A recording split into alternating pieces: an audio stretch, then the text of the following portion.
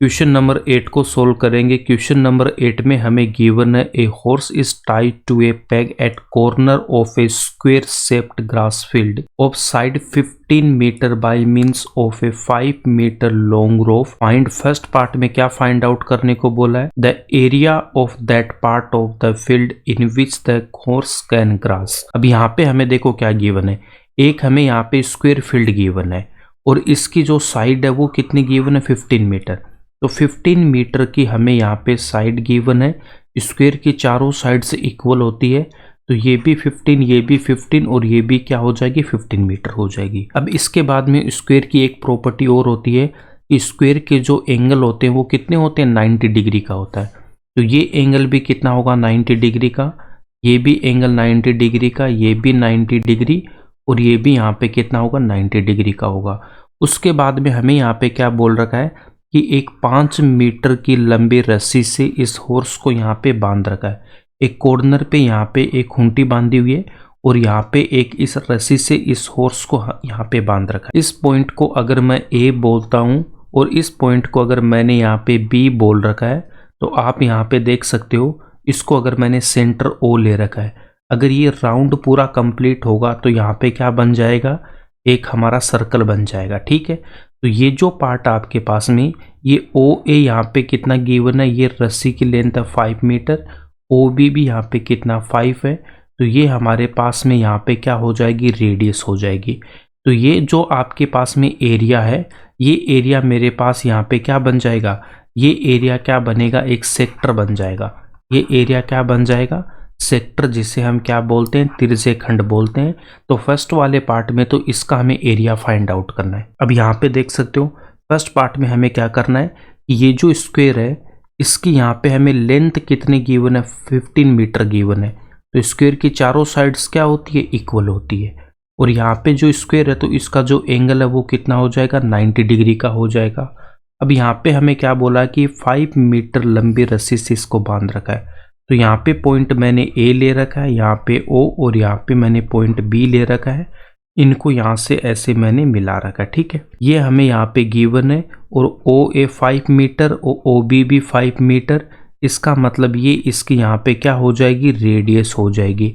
तो फर्स्ट वाले पार्ट में तो हमें इसका एरिया फाइंड आउट करना है, तो ये क्या बन जाएगा? हमारे पास में सेक्टर बन जाएगा। देखो सेक्टर में आपको क्या बता रखा था? यहाँ पे एक सर्कल है, इसका सेंटर ओ है, ओ ए इसकी रेडियस है, ओ बी यहाँ पे रेडियस है। तो ये जो एरिया होता है वो क्या होता है मेरे पास में? सेक्टर या फिर माइनर सेक्टर इसको बोलते हैं। Area of sector O A B, इसका हमें एरिया फाइंड आउट करना है। तो इसका फॉर्मूला क्या बता रखा है? θ/360 इंटू पाई आर स्क्वायर। अभी हम यहाँ पे इसको सोल्व कर रहे हैं, इसको एग्जाम में कैसे लिखना उसका प्रॉपर सॉल्यूशन भी मैं इसके बाद दूंगा। ठीक है, अब यहाँ पे इनकी हमें वैल्यू पुट कर देनी है।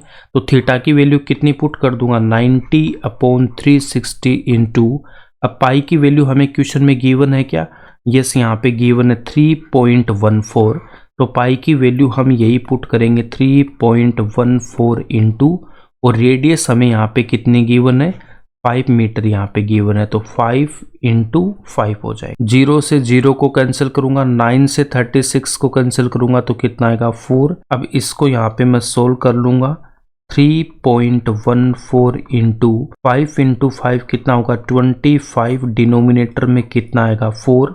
अब इसको जब मैं मल्टीप्लाई करूंगा 3.14 को 25 से तो कितना आएगा? 78.5/4, और इसको सोल्व करेंगे तो 19.625 मीटर में गिवन था। एरिया है तो मीटर स्क्वायर लगा देंगे फर्स्ट वाले पार्ट का, तो ये आंसर हो जाएगा। ये कैलकुलेशन आपको कर लेनी है, नहीं तो वीडियो की लेंथ थोड़ी लंबी हो जाएगी। ठीक है, अब इसके बाद में देखो सेकंड पार्ट में हमसे क्या बोला गया है। सेकंड पार्ट में हमें क्या बोल रखा है? The increase in the grazing area if the rope were 10 metre long instead of 5 metre.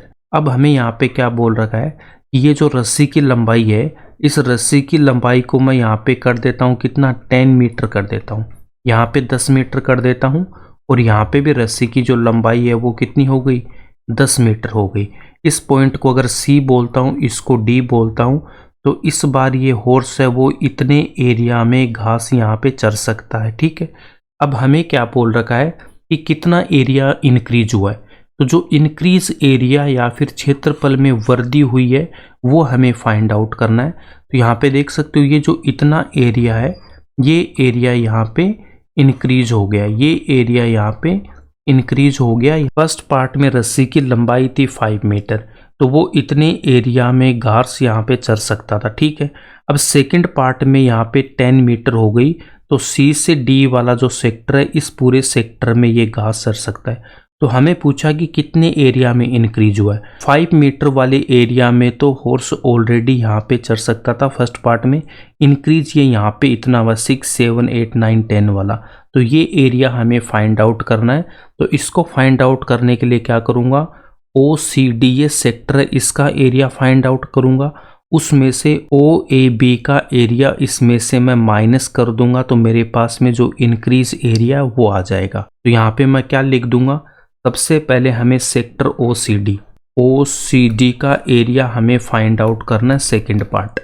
तो इसका फॉर्मूला क्या होता है, θ/360 इंटू पाई आर स्क्वेयर। तो थीटा यहाँ पे 90/360 इंटू पाई की वैल्यू 3.14 इंटू रेडियस इस बार कितनी है 10, तो 10 इंटू 10। 0 से 0 को कैंसिल करूंगा, 9 से इसको कैंसिल करेंगे तो 4। इसके बाद इस डेसिमल को हटाऊंगा तो यहाँ पे 1 2 डिजिट है तो 2 0 लगाएंगे, इन 2 0 से ये 2 0 यहाँ पे कैंसिल हो जाएंगे। तो हमारे पास में कितना आ जाएगा यहाँ पे 314/4। इसको सोल्व करूंगा तो 78.5 मीटर स्क्वायर। अब इंक्रीज वाले एरिया की बात कर रहा है, तो एरिया कितना इंक्रीज हुआ उसके लिए मैं क्या कर दूंगा, ये जो सेक्टर OCD वाला एरिया है इसका एरिया कितना आ गया, देखो टोटल जो इसका एरिया हमारे पास में OCD वाला वो एरिया कितना आ गया 78.5 मीटर स्क्वायर। ठीक है, उसके बाद में यहाँ पे जो एरिया आपके पास में सेक्टर OAB का, इसका एरिया कितना फाइंड आउट किया था 19.625 मीटर स्क्वायर। अब इसमें से मैं इस एरिया को अगर माइनस कर दूंगा तो जो इंक्रीज वाला एरिया है मेरे पास में वो आ जाएगा। Increase in grazing area equals to 78.5 minus 19.625, तो यहाँ से कितना आएगा 58.875 मीटर स्क्वायर। ये इसका आंसर हो जाएगा। अब इसको एग्जाम में कैसे लिखना उसको यहाँ पे देखो। एग्जाम में इसका सॉल्यूशन कैसे लिखेंगे, सबसे पहले ये जो गिवन इंफॉर्मेशन है वहाँ से हम ये डायग्राम बनाएंगे। Let ABCD be square field since in square all angles are 90 degree, तो ये जो एंगल है उसको हम क्या लिख देंगे 90 डिग्री का लिख देंगे। उसके बाद में length of rope equals to 5 metre. Hindi वालों को हिंदी में लिख लेना, इंग्लिश वालों को इंग्लिश में लिखना। ठीक है, तो R इक्वल्स टू कितना हो जाएगा 5 सेंटीमीटर हो जाएगा। यहाँ पे सेंटीमीटर नहीं, यहाँ पे हमें मीटर में गिवन है, तो इसका आपको थोड़ा सा ध्यान में रखना। हम यहाँ पे क्या लिखेंगे 5 मीटर लिखेंगे। We need to find area of field which horse can grass. तो यहाँ पे फर्स्ट वाले पार्ट में क्या हो जाएगा, that is area of sector OAB। तो सेक्टर OAB का एरिया क्या हो जाएगा θ/360 इंटू पाई आर स्क्वेयर। इन सब की जब मैं वैल्यू पुट करके यहाँ पे सोल्व करूँगा तो 19.625 मीटर स्क्वायर इसका एरिया आएगा। अब सेकंड पार्ट में हमें ये जो इंक्रीज इन एरिया हमें फाइंड आउट करना है, तो हम यहाँ पे OCD का जो एरिया है वो फाइंड आउट करेंगे। यहाँ पे रेडियस कितनी हो जाएगी 10 मीटर हो जाएगी, उसमें से OAB का एरिया माइनस करूँगा तो इंक्रीज वाला एरिया आ जाएगा। तो यहाँ पे क्या लिख देंगे, length of the rope is increased to 10 metre, therefore R equals to 10 metre. Area grazed by horse, now area of sector OCD θ/360 into pi R square. इसको जब सोल्व करूंगा यहाँ पे R की वैल्यू कितनी लिखनी है 10 लिखनी है, 78.5 मीटर स्क्वायर आएगा। अब इंक्रीज वाला एरिया फाइंड आउट करना है, तो सेक्टर OCD में से सेक्टर OAB को माइनस करूंगा तो 58.875 मीटर स्क्वायर इसका आंसर आ जाएगा। अगर आपको वीडियो पसंद आए तो इसको लाइक करना, ज़्यादा से ज़्यादा अपने दोस्तों के साथ शेयर करना एंड इस चैनल को सब्सक्राइब कर लेना।